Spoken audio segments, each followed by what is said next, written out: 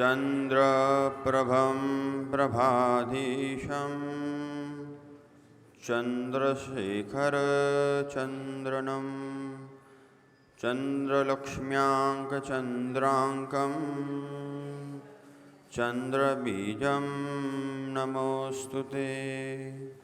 णमो अरिहन्ताणं णमो सिद्धाणं नमो आयरीयाणं णमो वज्रायाणं णमो लोहे सवसाहुणं।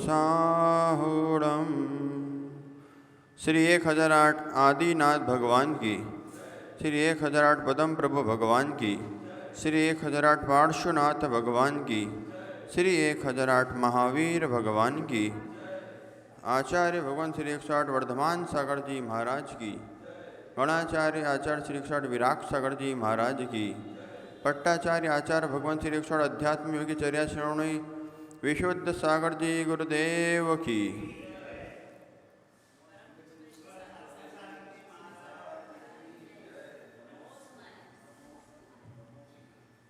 भव्य बंधुओं, भगवान महावीर प्रभु के शासन काल में विराजमान होकर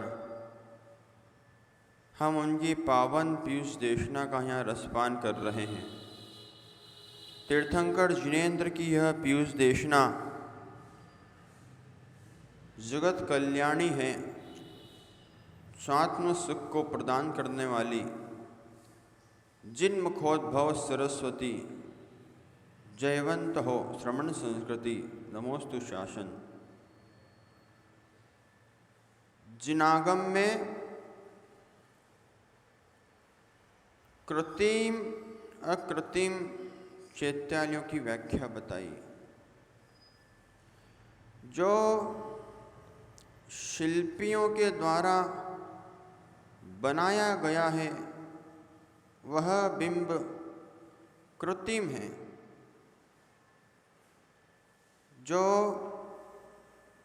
स्वभाव से उत्पन्न हुआ है वो अकृत्रिम है। अपने यहाँ कृत्रिम की भी पूजा है, अकृत्रिम की भी पूजा है। कृत्रिम अकृत्रिम जिन चैत्यालयों की वंदना है, कृत्रिम जिन बिंब जिनालय जहाँ जहाँ विराजमान हैं, उन कृत्रिम जिनालयों को एक बार निहार कर योगी, एक बार निहार कर योगी, एक बार निहार कर ध्याता ध्यान में उतरने का प्रयास करता है। जब तक धारणा सम्यक नहीं होगी, जब तक ध्यान में ध्याता उतर नहीं सकता। और जैन दर्शन के ध्यान को समझने के लिए तो योगी जी आपको दार्शनिक बनना पड़ेगा। कैसा दार्शनिक? आप अपने जैन दर्शन को समझकर, जानकर, ध्यान का स्वरूप समझकर, जानकर अन्य दर्शन के सामने सांख्य बौद्ध वैशेषिक अनेक और दर्शनों को समझाने का प्रयास करेंगे तो कैसे करेंगे? उसके पहले आपको योगी जी, आपको जैन दार्शनिक बनना पड़ेगा, जैन दर्शन का नैयायिक बनना पड़ेगा। जैन नैयायिक, जैन न्याय समझना होगा, जिसमें नय प्रमाण, पक्ष विपक्ष, प्रतिपक्ष, सपक्ष, परीक्षा मुख, आलाप पद्धति, न्याय दीपिका, ऐसे महान ग्रंथों का आपको आंदोलन करना पड़ेगा। जब आप अपने दर्शन का मंडन करेंगे तो दार्शनिक बन के करेंगे। आपको ऊहापोह समझाना पड़ेगा, आपको पक्ष समझाना पड़ेगा और अपना पक्ष रखना होगा कि धारणा भिन्न विषय है, ध्यान अत्यंत भिन्न विषय है। हो क्योंकि देखा हुआ दर्शन कहलाता है। समझ में आ रहा है? दर्शन किसे कहते हैं? देखना दर्शन। एक होता है जिन बिंब कृत्रिमा कृत्रिम जिनालों की वंदना धारणा पूर्वक करना। आप यहाँ बैठे हैं, सम्मेद शिखर जी की वंदना करते हैं। कल मुकुट सप्तमी पे सनावत में बैठे बैठे कई मुमुक्षु ज्ञानी लोगों ने लाडू चढ़ाया, बैठे यहाँ थे, लाडू चढ़ाया स्वर्णभद्र कूट पे। तो देख दर्शन तो ये हो गया कि आपने धारणा रूप सम्मेद शिखर जी स्वर्णभद्र कूट पे जाकर लाडू चढ़ाया। क्या आपने वहां जाकर लाडू चढ़ाया? क्या नहीं चढ़ाया? नहीं चढ़ाया। अगर कहते हो कि नहीं चढ़ाया तो मित्र आपका लड्डू बेकार चला गया। चढ़ाया भी है, भाव भी व्यक्त किए हैं, धारणा भी व्यक्त की है, ध्यान भी व्यक्त किया है। ऐसे ध्यानी को अर्घ चढ़ाया है जिन्होंने शुक्ल ध्यान मंडित किया था। ओहो, तो देखा हुआ दर्शन कहलाता है। सुना हुआ तो कुछ समय बाद आप भूल जाते हैं, इसलिए सुना हुआ जैन दर्शन नहीं है, मात्र देखा हुआ भी जैन दर्शन नहीं है। नहीं तो ऋषभ देव ऋषभनाथ आदिनाथ भगवान के काल में कोई पुरुष का जन्म हुआ और वो तो जन्म लेकर उनकी बालक पर्याय को देखकर चला गया। ओहो, समझ में आ रहा है? वो तो जन्म लेकर उनकी बालक पर्याय को देखकर चला गया और उसको फिर जन्म उसने लिया और जाति स्मरण हुआ उसको ऋषभनाथ को देखकर। तो क्या कहेगा मित्र? वो कहेगा ये तो बालकों के साथ खेलते थे। फिर उसने युवा अवस्था में राज्य दरबार आदिनाथ का दरबार देखा, प्रजापति आदिनाथ का। फिर कहीं उसने राज दरबार में जन्म लिया, फिर मर गया और फिर जाति मरण स्मरण करने के बाद कहता है इनका समोशरण कैसे लग रहा है? ओहो, ये तो राजा हैं, प्रजा का पालन करते हैं, ये कैसे केवल ज्ञानी हो सकते हैं? फिर उसने जन्म लिया और भगवान का दीक्षा कल्याणक, केवल ज्ञान कल्याणक, मोक्ष कल्याणक देखा। तब पूरा दृष्टांत समझ में आ गया कि जो बालक गर्भ में आया था भारती जी, उसी का कल्याणक हुआ है, उसी का तप कल्याणक हुआ है, उसी का केवल ज्ञान कल्याणक हुआ है और भारती जी उसी का निर्वाण कल्याणक हुआ है। ये विषय उसके अंदर बैठ गया, उसने जान लिया, देख लिया और भगवान की जय जयकार करके चला गया। सत्य का दर्शन भिन्न है और समझने के सत्य का दर्शन भिन्न है। ओहो, आज दुनिया में कितना गहरा मिथ्यात्व चल रहा है। क्या कह रही जिदवाणी? जब तक जीव संतरे के छिलके को नहीं हटाएगा। क्या योगी जी आप फल लेने चले गए, आपकी देवी ने कहा जाओ फल लेके आ जाओ। फल लेके आ गए और आपने कहा छिलका मत हटाना, छिलका हटा के रखना मत। तो उसने क्या करा, पूरा मिक्सर में लिया और पीस दिया। उसमें बीज भी पिसा गया, संतरा भी पिसा गया, फल पिसा गया, छिलका भी पिसा गया। अब जैसे ही आपने हाथ में लिया, पूरा मुख कड़वा हो गया। इसलिए कहा है षट रस के त्यागियों को नमस्कार करते चलो। जब भोजन में रस नहीं आएगा तब भाव विकार आ सकते हैं, विकृत हो सकते हैं, लेकिन ऐसे योगियों की वंदना करते चलो। दिगंबर योगियों को, निर्ग्रंथ योगियों को प्रणाम करते रहो, साधु परमेश्वर की वंदना करते रहो। पंचोलिया जी, एक न एक दिन हमारे अंदर भी वैराग्य उत्पन्न होता है। अब आ जाओ विषय पे। जो जो ज्ञानानुभूति लेना चाह रहे हैं बेचारे, जो जो निजानंद की अनुभूति लेना चाह रहे हैं बेचारे, जो जो निज आत्मा को ध्यान के द्वारा देखना चाह रहे हैं बेचारे, उनसे कह देना राख की कणिका, राख का छिलका जब तक नहीं उतरेगा वस्त्र, जब तक नहीं होगा निर्गंत, जब तक नहीं होगा निर्गंत, जब तक नहीं होगा ध्यान। धारणा तो आप कर सकते हैं, मैं शुद्धात्मा, मैं परमात्मा, मैं चैतन्य आत्मा। मित्र, इसमें कोई शक नहीं है, आप ये सब हो। आप ध्यान भी हो, ध्याता भी हो, ध्येय भी हो, ज्ञान भी हो, ज्ञेय भी हो, ज्ञाता भी हो, प्रमाता भी हो, प्रमेय भी हो और प्रमा भी हो। ये सारे न्याय के शब्द हैं, सुनते चलो। भारती जी मुस्कुरा जाते हैं, इनने सब पढ़ा हुआ है। जैन दर्शन के मूर्धन्य विद्वान हैं सुरेंद्र भारती जी और नरेंद्र भारती जी। इनको ज्ञानी कम मत समझना। जैन न्याय को समझे बिना आप जैन दर्शन का मंडन नहीं कर सकते। ओहो, जगत में क्या क्या मिथ्यात्व चल रहा है, क्या क्या मिथ्यात्व चल रहा है। देख के चला गया, कोई जीव देख के चला गया। एक जगह आचार्य श्री शुद्धि करने गए थे, वहां पर शुद्धि का स्थान बना था, लेकिन कोई वहां बड़ी वाली शुद्धि करके चला गया। समझ गए?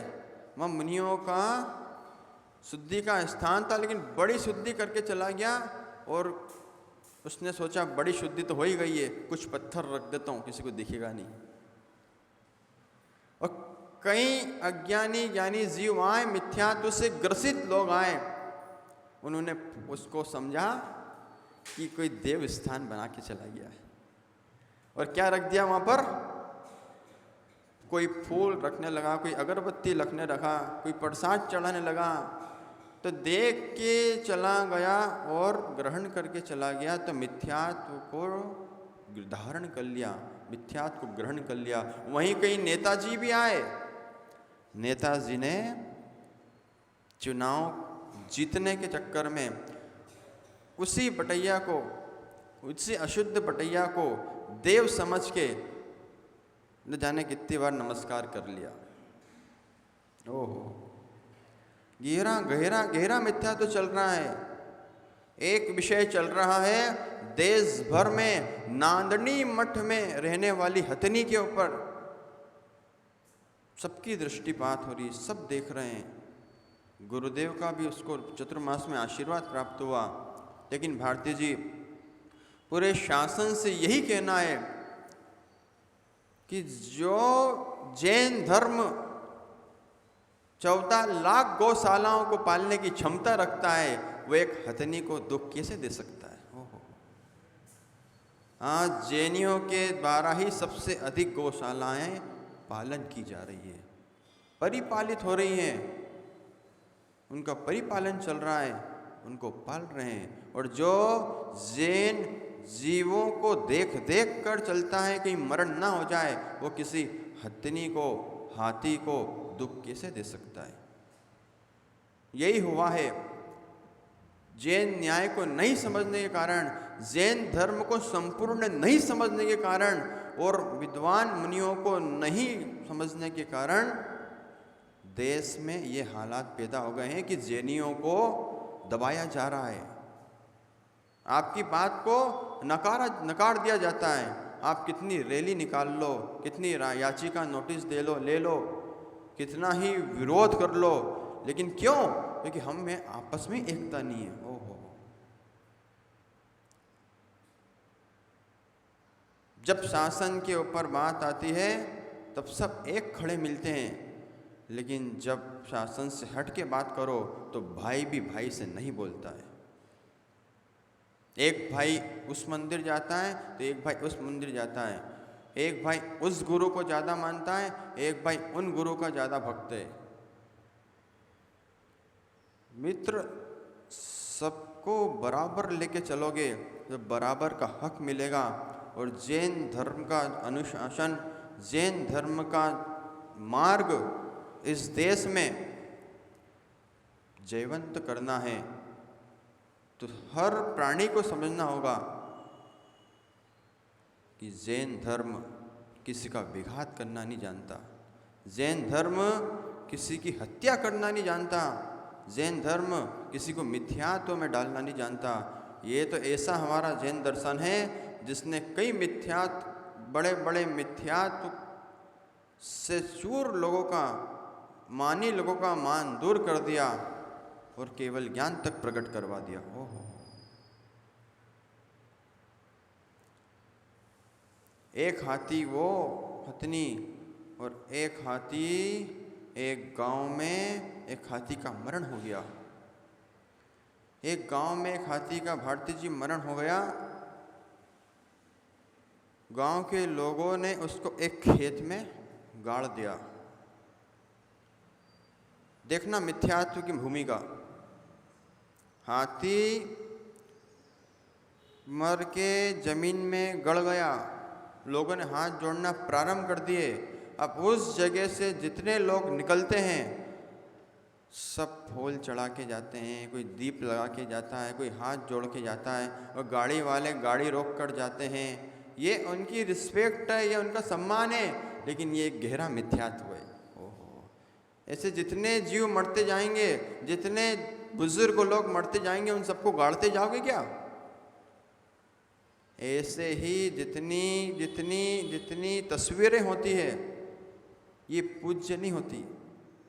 ये एक प्रतीक है, ये एक प्रतीक है। आप इनको ढोक देना चालू कर दोगे, आप इनको भगवान की प्रतिमा के जैसा, जिनबिंब जैसा स्थापित करके पूजना चालू कर दोगे, तो फिर भगवान के पंच कल्याणक का क्या होगा? फिर भगवान के विधि विधान का क्या होगा? ऐसे ही गहरे मिथ्यात्व से दूर रहना कि यहाँ हमारे दादाजी की अंत्येष्टि हुई थी, दादाजी के दादा की अंत्येष्टि हुई थी, तो वहाँ एक बेदी बना के रख दी। मित्र, बेदी श्रावक की नहीं बनाई जाती।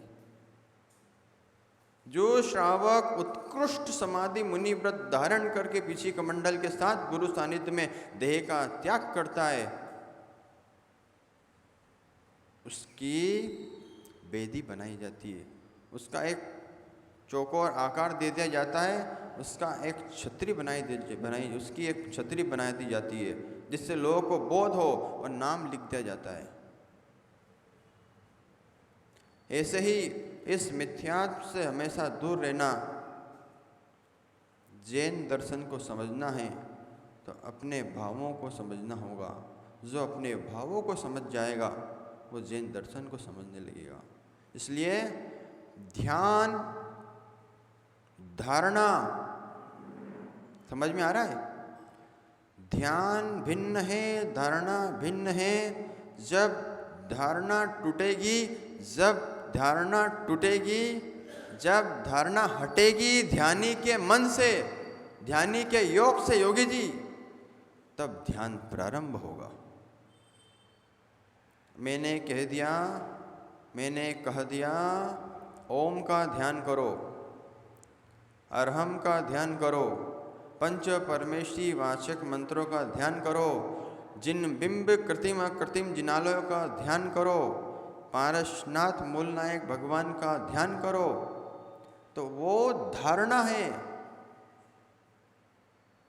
ये ध्यान नहीं है, ये धारणा है। धारणा की जाती है, ध्यान हो जाता है। समझ में आया? आपको धारणा करना पड़ती है। पापी पुरुष को भी धारणा करना पड़ती है पाप करने के पहले। नमन भैया, समझ में आ रहा है? पापी पुरुष को भी ध्यान करना पड़ता है पाप करने के लिए। ध्यान, धारणा करना पड़ती है पाप करने के पहले। जो पाप कर रहा है वो भी ध्यानी है, और जो मोक्ष मार्ग की तपस्या कर रहा है, ऐसे योगी मुनिराज, ये भी ध्यानी है। इनका ध्यान नहीं हट जाए, इनका ध्यान नहीं हट जाए, उसका पूरा ध्यान रखते हो। और आपका ध्यान ना हट जाए, उसका ये पूरा ध्यान रखते हैं। आपका ध्यान मंदिर से, पूजा पाठ से, आत्मा की साधना से, स्वाध्याय से, सठ कर्म से न हट जाए, इसलिए मुनिराज आकर आपके नगर में चतुर्मास करते हैं। नमन भैया, आप भी चतुर्मास करवा के आ रहे हैं। कहाँ पे महोदय सागर जी? राजस्थान। आप भी 2 क्षुल्लक मुनिराज महाराज जी का चतुर्मास देख के आ रहे हैं। क्या कभी उन जीवों ने ये कहा कि हम मात्र अपने लिए चतुर्मास कर रहे हैं? मित्र, जो अपने लिए चतुर्मास करता है, खुद का तो स्वयं का तो कल्याण होता ही है, लेकिन जो संत अपने लिए चतुर्मास कर रहे हैं, उनकी सन्निधि में आने वाले हर जीव का कल्याण होता है। चतुर्मास में कल आपने विधान किया था, शुरू में सब बैठे थे, किसी को मतलब नहीं था कौन क्या भक्ति कर रहा है। जैसे ही आपने माइक लिया, जैसे ही गुरु ने माइक लिया, लोगों के चेहरे खिल गए और समझ में आया कि प्रेरणा पूर्वक की गई भक्ति में कितना रस होता है। प्रफुल्ल भाई, एक बालक मुनिराज को हार देने जा रहा है, एक युवा मुनियों के पीछे दौड़ा भागा जा रहा है, उससे आपको प्रेरणा लेना चाहिए कि कोई न कोई कहीं न कहीं इसका कल्याण छुपा हुआ है। जिसका कल्याण निहित होता है वही गुरु चरणों में बैठ पाता है। कल्याण निहित है नमन भैया आपका। ब्रह्मचर्य ले लिया, ब्रह्मचर्य व्रत ले लिया है, लोकांतिक देव की श्रेणी में आने वाले हो और मुनिराज बन गए तो सिद्धों की श्रेणी में आ जाओगे। ओहो, लेकिन छिलका हटाना पड़ेगा। ये जो छिलका है भैया, एक बात बताऊं, दीक्षा नहीं होती ना भैया जी की, तो एक इतना गंभीर तनाव दिमाग में रहता है कि दीक्षा कब होगी। पिताजी यूं ना समझ ले कि नमीन की दीक्षा आज ही ना हो जाए। छिलका हटाना है, यानी आपने इस युवा अवस्था में खाने पीने की उम्र में इतना बड़ा निर्णय कर लिया, जो निर्णय हमारे तीर्थंकर वर्धमान ने किया था, जो निर्णय तुम्हारे नगर गौरव वात्सल्य वार्दी वर्धमान सागर जी ने किया था। ऐसा कठिन निर्णय किया है, भविष्य में तुमको उसका फल उत्कृष्ट दिखाई देगा। लेकिन जितने जीव हैं ध्यान ध्यान ध्यान चिल्ला रहे हैं, उनको राख की कणिका का छिलका हटाना पड़ेगा, तभी जाकर चैतन्य आत्मा का रस निकलेगा। इन्हीं मंगल भावनाओं के साथ बलि महावीर भगवान की